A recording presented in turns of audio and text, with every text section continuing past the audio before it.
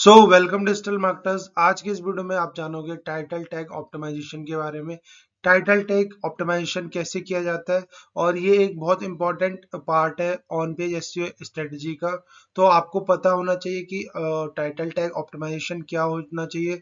ये one of the most important part है because अगर आपका टाइटल अच्छा ऑप्टिमाइज होगा तो आपकी वेबसाइट पे ट्रैफिक और सीटीआर बहुत अच्छा आने के चांसेस रहेंगे और गूगल भी आपकी वेबसाइट के कंटेंट को रैंक करेगा।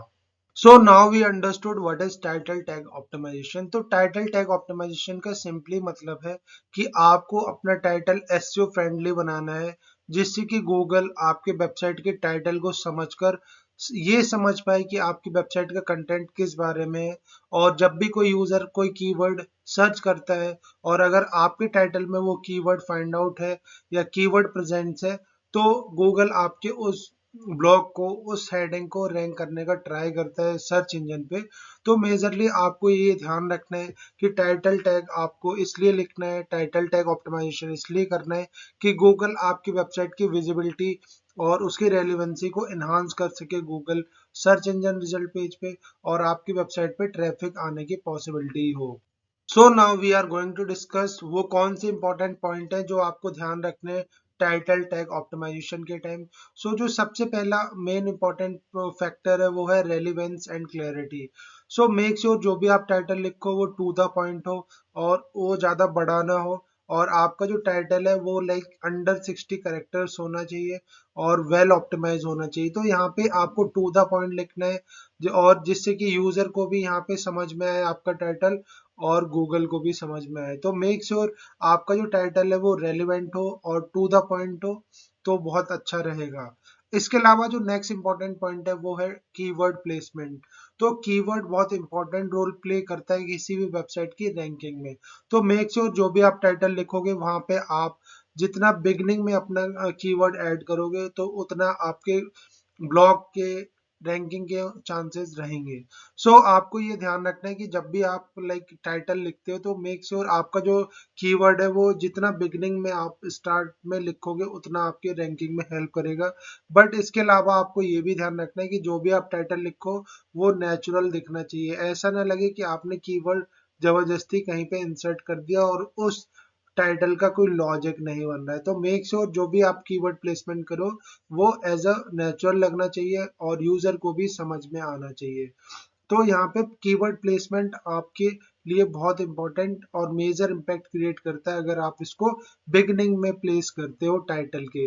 अब हम बात करते हैं नेक्स्ट इंपॉर्टेंट पॉइंट की। तो यहाँ पे आपको जो भी लेंथ है टाइटल की वो अंडर 50 टू 60 करेक्टर लिखनी है, जिससे कि आपका जो टाइटल है वो प्रॉपरली विजिबल हो पाए यूजर को और वो कटे ना, डॉट डॉट करके ना आए। तो आपको यहाँ पे ध्यान रखना है कि जो भी आप टाइटल लिखोगे वो विद इन 60 करेक्टर आपको फुलफिल करना है और विद प्रॉपर यहाँ पे अट्रैक्टिव टाइटल लिखना है। तो आपको लेंथ का ध्यान रखना है। इसके अलावा हम बात करते हैं अवॉइड कीवर्ड स्टफिंग। तो यहाँ पे आपको कीवर्ड स्टफिंग नहीं करनी है। आपका जो कंटेंट है वो नेचुरल लिखे, आपका जो टाइटल है वो नेचुरल दिखे और उसका कोई लॉजिक भी बने। ऐसा ना लगे कि आपने कीवर्ड प्लेसमेंट के चक्कर में ऐसा टाइटल लिख दिया जो यूजर को भी समझ में नहीं आ रहा और उस सेंटेंस का, उस टाइटल का कोई लॉजिक नहीं बन रहा है। तो यहाँ पे आपको अवॉइड करना है कीवर्ड स्टफिंग। और इसके अलावा जो नेक्स्ट इंपॉर्टेंट पॉइंट है वो आपको ध्यान रखना है यहाँ पे ब्रांड इंक्लूजन। तो यहाँ पे आपको ध्यान रखना है कि जो भी आप टाइटल लिख रहे हो उसमें आपका ब्रांड मेंशन ऑटोमेटिक हो जाए, नेचुरल वे में हो जाए और यहाँ पे आपका कीवर्ड जरूर यूज होना चाहिए, जिससे कि आपका सीटीआर इंक्रीज करने में बहुत हेल्प करता है। इसके अलावा हम बात करते हैं नेक्स्ट इंपॉर्टेंट पॉइंट की। तो आपको ध्यान रखना है कि जब भी आप टाइटल टैग क्रिएट करते हैं तो हर पेज का आपको एक यूनिक टाइटल बनाना है। अगर आप सेम टाइटल बनाओगे डिफरेंट पेज का तो यहाँ पे गूगल कंफ्यूज हो जाएगा कि ओरिजिनल टाइटल क्या है आपकी वेबसाइट का ओरिजिनल और किस पेज को वो रैंक करे। तो मेक श्योर जब भी आप कोई पेज बनाते हो उसका टाइटल डिफरेंट होना चाहिए, हर पेज का एक यूनिक टाइटल होना चाहिए, जिससे कि गूगल को भी या कोई भी सर्च इंजन को समझने में इजी रहेगा कि आपको आपका कंटेंट या कोई भी वेब पेज किस बारे में है और वो इंडिविजुअल रैंकिंग प्रोवाइड करेगा।